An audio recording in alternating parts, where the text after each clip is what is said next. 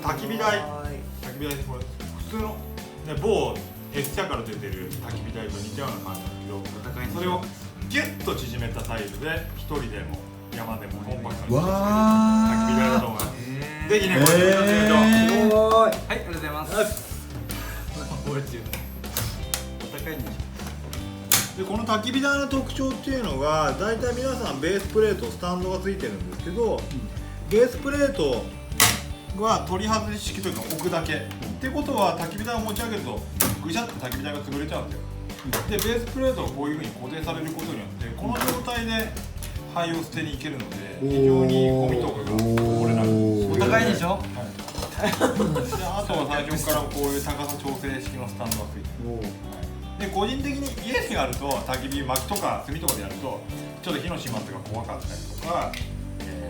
かなり燃えちゃった場合これどうすんのみたいな事態に片方地形になってる。だから僕がおすすめするのはアルコールバーナーと組み合わせてもらえると冷凍時間確実にね調整できますのでね、ぜひお試しになってください。